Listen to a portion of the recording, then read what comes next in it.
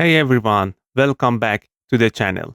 In this video, I'll show you how to set a permanent DNS server on Ubuntu 22 server. Have you ever changed your DNS settings, rebooted the server, and then discovered that everything was reset? It can be really frustrating. Today, I'll show you the correct way to configure DNS so it stays in place even after a reboot. Let's get started. First, let's see which DNS server the system is currently using. Resolve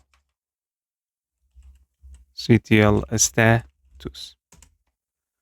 This command shows the DNS servers your system is using right now.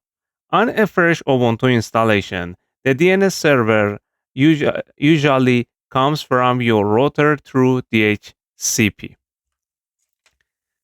The problem is that these settings can change after a reboot or a network update. That's why we want to set a reliable DNS server manually, such as Google's DNS. On Ubuntu 22, the recommended way to configure permanent DNS is through systemd-resolve. The service is built into Ubuntu and manages DNS settings for the system. Open the configuration file, sudo nano etc systemd resolve.com.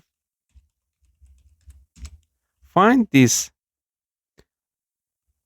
lines, DNS line, and the uncommented DNS. DNS value is your primary DNS server, 8.8.8.8, and uncommented this line, fallback DNS. Fallback DNS value is used if the primary server is unavailable, 8.8.4.4. Okay. Save the file and exit. Restart the service. Sudo systemctl restart system d-resolve that service. Then verify resolve CTL status.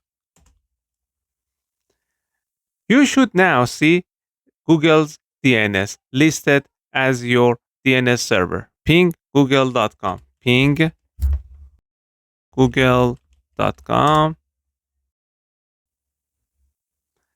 If the hostname resolved correctly, your DNS configuration is working. Ctrl C. Now let's make sure the configuration survives a reboot. Sudo reboot. Okay, check resolve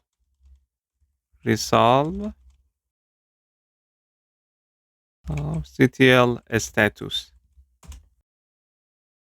You should still see the same DNS server configured. And that's it.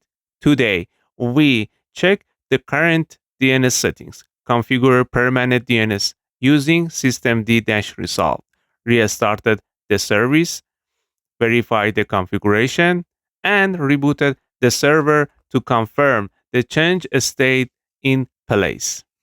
If this video helped you, don't forget to like and subscribe for more Ubuntu, Linux, Docker, and DevOps tutorial.